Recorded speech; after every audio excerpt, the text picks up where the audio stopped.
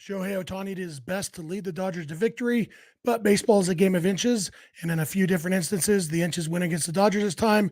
They lose 7-3 to the DBacks. Let's get into it. Let's get locked on Dodgers.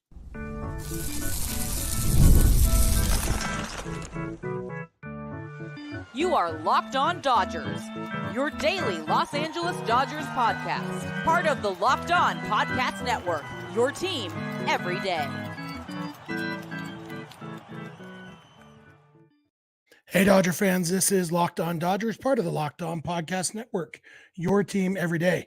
Thank you to our everydayers for making Locked On Dodgers your first listen every weekday morning. If you're not an everydayer, it's easy to become one. Just watch or listen every weekday morning. And you can make that easy on yourself by subscribing wherever you're watching or listening right now, because it is free and available on all podcast platforms and on YouTube. If this is your first time with us, my name is Jeff Snyder. My co-host Vince Samperio will be joining us in a second. He's just pulling into his house from Dodger Stadium right now, so he'll be with us in just a minute. Vince and I are both lifelong Dodger fans, just like a lot of you are. We've also both spent time covering the Dodgers in the press box and the locker room, so we're not quite insiders, but we bring you the smart fans perspective on our boys in blue every weekday morning. Today's episode is brought to you by eBay Motors. From brakes to exhaust kits and beyond, eBay Motors has over 122 million parts to keep your ride or die alive. With all the parts you need at the prices you want, it's easy to bring home that big win. Keep your ride or die alive at ebaymotors.com. Eligible items only. Exclusions apply. eBay guaranteed fit. Only available to U.S. customers. And this was a rough game for the Dodgers. There were some high points for sure. Shohei Ohtani was very fun in this game. He had 2 stolen bases, 2 hits, 2 runs scored. Kind of manufactured the runs, the first one all on his own. He doubled and then he stole third and scored on a throwing error by the catcher. The next time up, he singled, stole second, and scored on an RBI single by Will Smith. It was, Ohtani had a good game. Will Smith had that good hit. Miguel Vargas had a nice hit. Gavin Lux had a triple.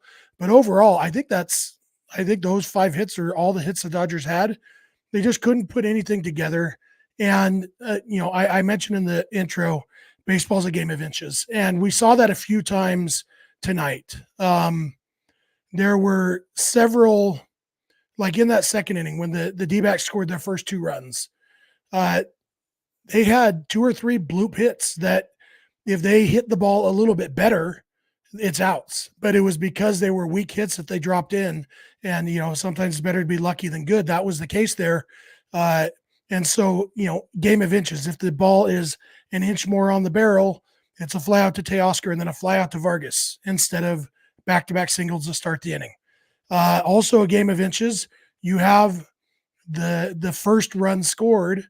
It was a bloop single to right field, and Teoscar Hernandez charged the ball and made a throw to home, and Will Smith couldn't quite hold on to the ball.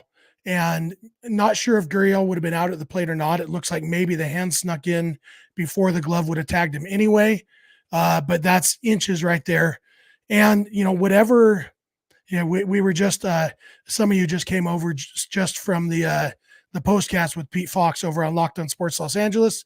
I know some of you in our live chat here were over there. And I was picking on Pete a little bit in the chat there because Pete talked about the nice throw from Teoscar and Will Smith just couldn't hold on to the ball. I mean, the reason Smith couldn't hold on to the ball is because there wasn't enough force to push it into a catcher's mitt. Catcher's mitts are designed to catch 95-mile-an-hour fastballs, not catch 6-mile-an-hour lousy throws from the outfield. I love Teoscar.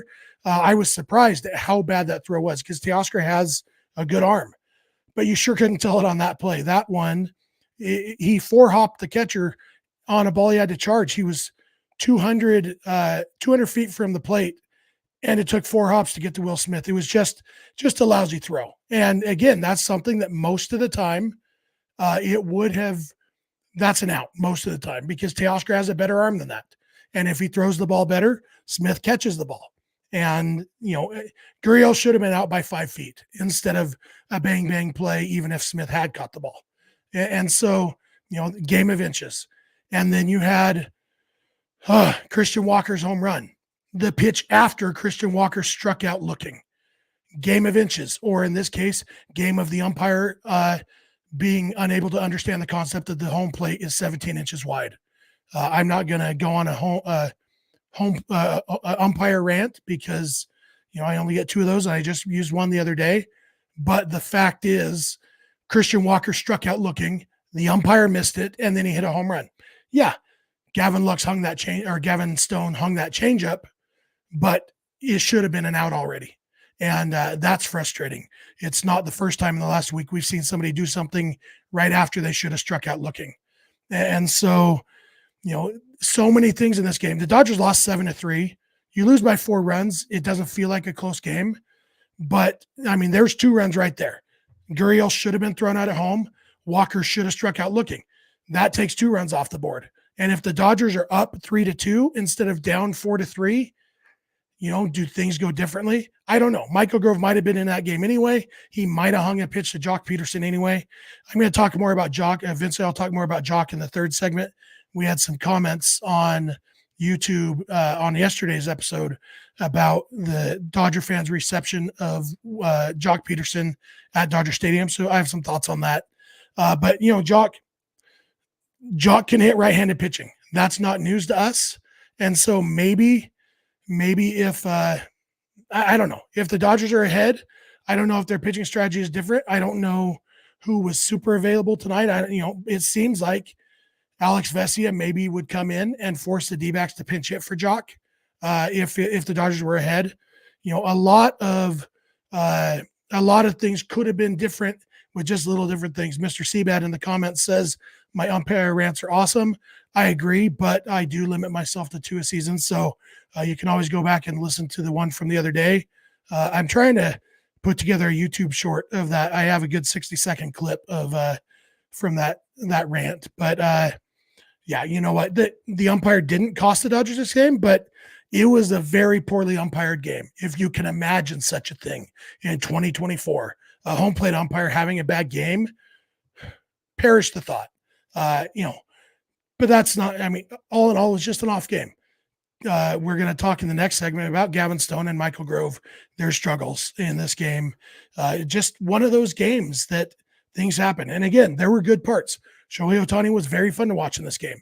Mookie Betts had one tough luck. He hit a line drive at the right field, I believe, that had like an expected batting average of like 880, I think. But went right to the outfielder. Corbin Carroll made 2 sliding catches in the outfield. He's generally not a great defensive outfielder. Obviously, he's fast, and that worked in his favor tonight. It's not, it's just one of those games you got to put it behind you and not let it affect your mood too much. It's kind of funny to me how in these games in May, if the Dodgers are playing well, the doom and gloom attitude is, well, doesn't matter if you win in May if you can't win in October. All that matters is October. And if the Dodgers are playing poorly in May, this is why the Dodgers are going to lose in October. So I would encourage you all. I had some of these conversations with some Padre fans, unfortunately, on Twitter yesterday because I tweeted something about the Dodgers and a bunch of Padre fans got offended by it. I can see where they're coming from. I can see if you have the mindset of only thinking about the other team, why it would seem like I was talking about the Padres. I was talking about the Dodgers. But anyway, and Padre fans' natural defense mechanism is to pretend that baseball history started in 2022 and talk about, the Dodgers always choke in the postseason, blah, blah, blah, blah, blah, blah, blah. And it's like, okay, it's May. My favorite team is playing well, and I'm enjoying that. That's why I like baseball. I watch baseball all season long because I like baseball. And when my team is playing well, I enjoy watching my favorite team play well. And I just saw Vince hop in here. So you know what? I will move us to our first ad break, and then Vince will hop in for the next segment. We're going to talk about Gavin Stone and Michael Grove having their off games, talk about the experience in the stadium with Vince, all that. So thank you all for making Locked On Dodgers your first listen every weekday morning, and please keep it Locked On Dodgers. Click on the ad break, Jeff. This episode is brought to you by PrizePicks. PrizePicks is America's #1 fantasy sports app with more than 3 million members. It's the easiest and most exciting way to get in on the action while you watch your favorite sports and players. You just pick more or less on 2 or more player stats and watch the winnings roll in. PrizePicks has something for every sports fan, from baseball and basketball to League of Legends and everything in between. For Shohei Ohtani on Wednesday, you could pick more on 9.5 fantasy points. He had that same number yesterday. He put up 24 points. So that's an easy more for me. Find another stat or two that you like, you're as confident about as those, and watch the winnings roll in. PrizePicks is the best way to get action on sports in more than 30 states across the country, including California, Texas, and Georgia.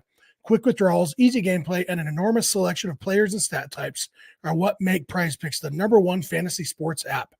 Download the PrizePicks app today and use code LOCKEDONMLB, all lowercase, for a first deposit match up to $100. That's promo code LOCKEDONMLB in the PrizePicks app for a first deposit match up to $100. PrizePicks, pick more, pick less. It's that easy. All right, I am back, and I'm going to try to bring Vince in here with me. Hey, look what I did. Hey, Vince, how you doing? Hey, now we're cooking, baby. Yeah, we are. Thank you all to all of you who are with us, whether you're listening on the podcast or watching on YouTube on Wednesday morning or here live with us on Tuesday night. We appreciate all of you, especially our everydayers. If you're not an everydayer, it's easy to become one. Just watch or listen every weekday morning. Remember, you can make that easy on yourself by subscribing wherever you're watching and listening right now. You can become a Locked On Dodgers insider by going to joinsubtext.com/LockedOnDodgers. We sent out a few videos on that today that Vince took of Freddie Freeman and Max Muncy taking ground balls at third base. I don't think a position change is in the works for Freddie Freeman, but it's fun to see him take grounders anyway. You can also check out Locked On Sports Today and Locked On Sports Los Angeles on YouTube, 2 24/7 streaming channels from the Locked On Podcast Network. And remember, you can catch every pitch of every Dodger game on SiriusXM or the SXM app. And Vince, I spent the first segment talking about Shohei Ohtani trying to carry the team to victory and how baseball is a game of inches. And there were a few plays where the inches went against the Dodgers here. From your vantage point in the stadium, you might not have been able to tell. Home plate umpire was bad. But we talked about Teoscar Hernandez's weak throw. We talked about how Christian Walker struck out looking right before hitting a home run and how the game might have been different if the Dodgers had been up 3-2 instead of down 4-3. When Michael Grove came in, I hinted in the first segment, I wonder if the Dodgers might have gone to Alex Vesia to force the DBacks to pinch hit for Joc Pederson, especially if the Dodgers had known that Vince Samperio was in the stadium. And when Vince Samperio was in Dodger Stadium, and so is Joc Pederson's hitting a home run. I blame you, Vince. Yeah, I honestly thought he was on the injured list for some reason, so I didn't think that magic was going to happen, but unfortunately it did. And unfortunately, as much as we praised Michael Grove the other day, he decided to have the off night, give up the runs, not be as efficient as he had been. And even though he pitched just the one inning, it wasn't a great one. But this happens even to good relievers. So maybe this is a sign that he's now a good reliever. And sometimes, maybe like once a month or once every 6 weeks, he might have a game like this. Yeah, and the fact is this does play into the game of interest thing because Michael Grove's slider is his best pitch. And this slider wasn't a bad slider as far as, sliders go. It had basically, it had almost the same vertical break, a little more horizontal break than the first one of the at-bat. It just wasn't in the right location. He put it in the strike zone, low in the zone instead of below the zone. And the fact is, a pitch low in the zone from a right-hander to Joc Pederson is a very dangerous thing. And so really, if Michael Grove gets that pitch 3 inches lower, he probably gets a foul ball or a swing and miss on it.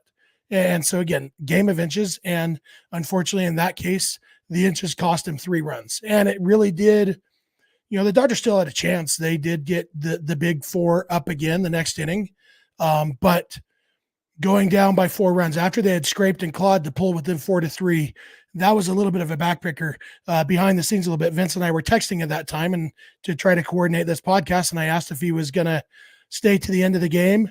And then right then Joc hit that homer and Vince replied, well, maybe not now. And then he did because he's a gamer. He stayed to the end anyway. Always hard. I always think, okay, I'm gonna leave early, blah, blah, blah. But it's hard. So I watched the last inning from reserve level normally, which is where the media parking is. So as soon as the game ends, I can dip out. So I'm able to take care of it sometimes. But 4 runs was still close enough. I don't pay attention to the DBacks because I thought Paul Sewald was still hurt too, and he's back. So Yeah. But either way, It wasn't out of the question for the Dodgers to come back and win. After the 8th inning, I think knowing it was the bottom of the lineup coming up, I did wonder if Kike Hernandez has considered the idea that it might be easier to hit a slider from a right-hander if his left foot isn't touching Dino Ebel. Maybe step towards the pitcher instead of towards third base. I don't know. There's a reason that ideally Kike would be playing against left-handers mostly and only. And it just kind of underscores the injury issues the Dodgers are dealing with right now. Let's talk about Gavin Stone a little bit, because he obviously he was a victim of some bad luck. Like I mentioned in the last segment, those bloop singles in the 2nd inning. He gave up 4 straight hits and only one of them was hit hard. But all of them had expected batting average around 900 because, if you bloop a ball in, it's really hard to play it. And the reason guys don't do that more often is because it's really hard to do on purpose. Almost every bloop single, the guy was trying to hit the ball hard. Even Luis Arias, who doesn't hit the ball hard, he's still trying to, and so there was some bad luck there. There was some bad umpire luck, getting squeezed by the umpire, like we talked about with Christian Walker. Several other pitches where Stone felt like, actually earlier in the game on Christian Walker, he started off with a pitch right on the outside corner that the umpire called ball 1. He ends up walking him off 4 pitches. And Joe and Earl talked about the fact that when you throw a pitch, your perfect pitch, and the umpire doesn't call it, to a guy like Christian Walker, has a ton of power, does that change your approach as a pitcher? And Earl said it really can, and it's hard to battle through that. And so, just an off game for Gavin Stone. Like, it was something we've come to expect him to be really, really good. And tonight he was just okay. Yeah, I mean, I think the 6 innings was huge, even from the fact that he did struggle. So it's one of those things where at least he still gave him 6. He actually had more strikeouts than, not that he always has, but he's only had 5 or more strikeouts. So I guess about half of his starts. But either way, more than we've seen the last couple of times when he's been really good. But it was one of those where sometimes you get beat, sometimes the hits fall in. And as someone who is not a huge strikeout pitcher, we've talked about, I know people have been concerned when he does have the low strikeout totals about him. And what we've kind of said is that we're not as concerned from a starting pitching standpoint, because he does have the swing and miss. Like he usually has swing and misses, in the double digits almost, or at least close to it, or his best pitch, which is a changeup, has most of the whiff that he does accumulate. So if he really needed to get a strikeout in some situations, he could do that. And today, he didn't do that. Sometimes he did get a big double play that maybe saved a little bit bigger of an inning that was coming out of it. But yeah, from what he's given us the last month in terms of, 6 innings, 1 run, 7 innings, 1 run, 6 innings, 1 run, 6 innings, 4 runs, especially as a guy that's, slotted in as your number 4 or 5 starter. It's obviously not ideal because we've seen him be better, but sometimes this happens. Just like with Grove, sometimes this happens. Yeah, and if there's one thing we know about the DBacks from last October, is that sometimes they score 4 runs, and if your offense shows up, you'll win the games. And, this time they did put up the 3 more runs on the home run. But yeah, I mean, ultimately, when your offense only scores 3 runs, it's really hard to win a game. And the Dodgers have won some of those games this year because their pitching has been excellent most of the time.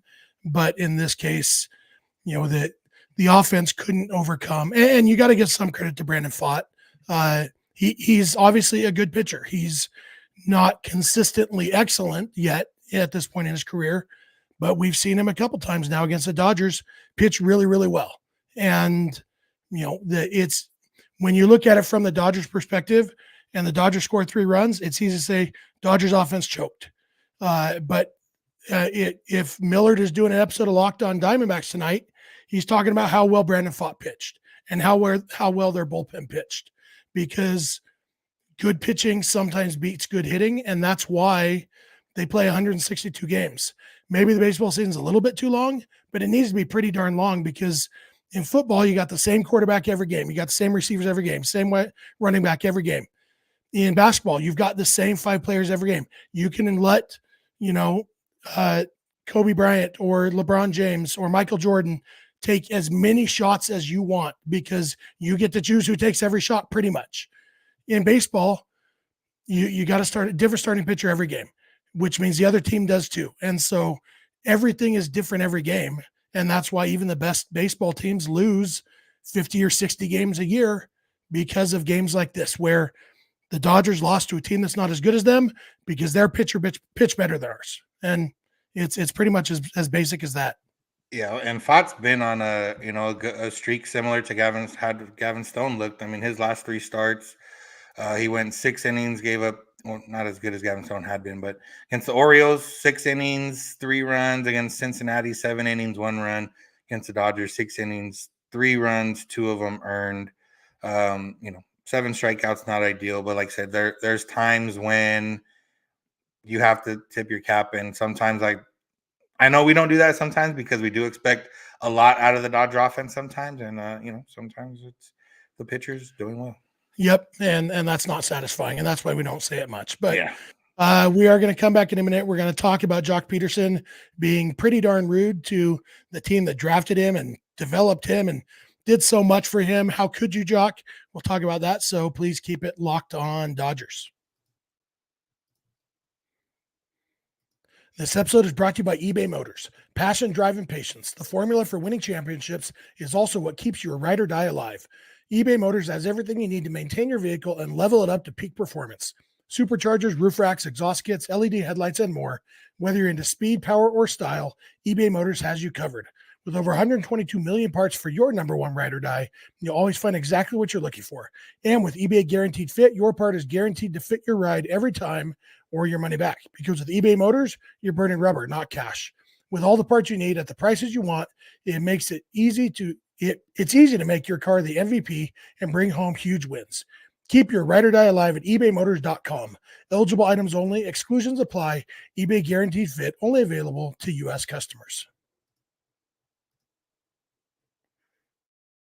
Hey, we're back. Thank you again for making Locked On Dodgers your first listen every weekday morning, especially our everydayers. Please subscribe wherever you're watching and listening right now. If you haven't already, we are very close to 6,000 subscribers on YouTube.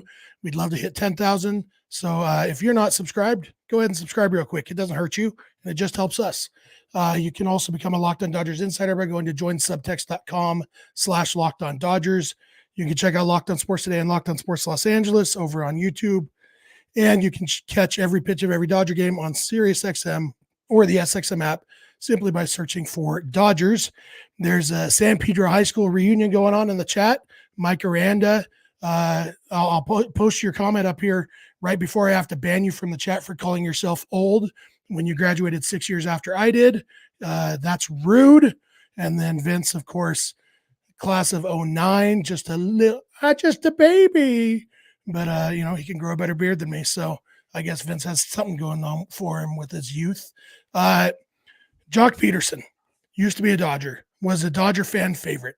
And after yesterday's game, after our episode last night, we got a comment on YouTube that I'm going to read here.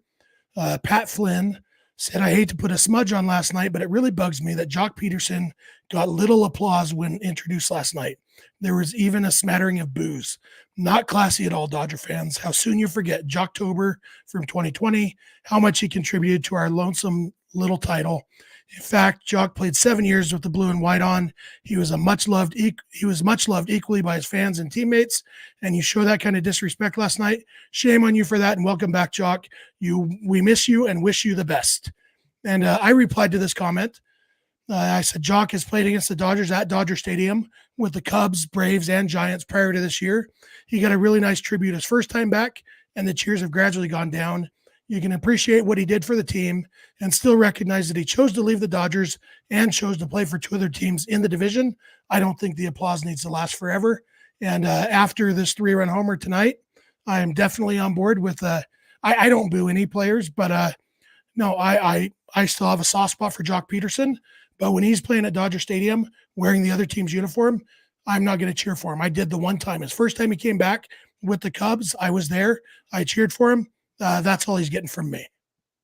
Yeah, I mean, eventually that runs out, especially with Joc being gone for so long and with so many different teams and contributed to them losing in the 2021 NLCS. So, there's a lot of reasons to you can appreciate what Joc did. And, Dodger fans by nature, when the starting lineups get announced, are booing most of the players. Not as bad. Some players more than others. That's just nature of the beast. But yeah, it's one of those things where, if Joc was on the team last year and then came back this year, okay, you get him back. But other than that, especially when he's actively beating the Dodgers, and he's hit homers against them, I don't think in every uniform he's been in since then, but almost every uniform he's been in since then. And yeah, this home run was obviously the backbreaker, especially as the Dodgers got close. And it was one of those where they had to fight to get those 3 runs. And then, those 3 runs that Joc provided came pretty easily for him, just hitting the ball and he didn't even take pregame batting practice. That's why I thought he was hurt, because I saw him, and obviously I didn't pay attention to the lineup. And he didn't take batting practice, and he was out there kind of walking around pregame. So I thought he wasn't playing, but apparently he didn't need it. Did you not pay attention to yesterday's game when he played against the Dodgers? Clearly I didn't. It's funny how you can watch a game and then just totally miss a particular player, whether you happen to go get a drink each time he came up or whatever. I thought that was funny when you texted me, told me you thought he was hurt. I'm like, he played last night, Vince. But it's again, I have a soft spot for Joc, and as long as the DBacks aren't competing in the division, sure, I hope Joc keeps having a really good season when he's not playing the Dodgers. But when he's playing the Dodgers, I want him to strike out every time. I want him to be sad, and not because I don't like Joc Pederson, but because he's an opposing player, and that's how I feel about opposing players. And I think it's important to remember Joc Pederson chose to leave the Dodgers because he didn't want to play the role that he ended up playing anyway. The Dodgers wanted him to be a platoon player, only play against right-handed pitching, and Joc wasn't ready to accept that about himself. So he went to the Cubs, and they tried to let him play every day, and they discovered, he can't hit lefties. You're only going to play against righties. And then he got traded to the Braves, and they said, you're only going to play against righties. Then he signed with the Giants, and they said, you're only going to play against righties. Then he signed with the D-backs, and they said, you're only going to play against righties. Every team he's been on has said, you're only going to play against righties. And he keeps bouncing around trying to find a team. And maybe he's accepted it by now. But he specifically said when he left the Dodgers, it was because he wasn't ready to accept being a platoon player at that point in his life. I respect that, but I don't think we are obligated to love him forever. This isn't a marriage. This is our favorite team happened to draft him. He grew up a Giants fan and chose to play for the Giants later. You know what? I appreciate all that Joc did for us, and I hope he strikes it every time he bats against the Dodgers for the rest of his life. Yeah, I did see Champ Pederson before the game, and he's looking good. So, I'm glad he's still hanging around and being part of whatever team Joc is on. So that's cool. But yeah, beyond that, we'd hope that he doesn't do well. And the fact that the Dodgers have mostly right-handed pitching means we're going to see him pretty much every time he plays against the Dodgers the rest of the way. So, it happens, whatever. We can cheer for Champ Pederson all along, because he's not going to hit a homer against the Dodgers. So yeah, exactly. Mike talks about the idea of Joc coming back. The problem, Mike, is that Joc's role is only playing against right-handers and never playing the field because he's bad at that too. And the problem is the Dodgers have a pretty darn good DH already.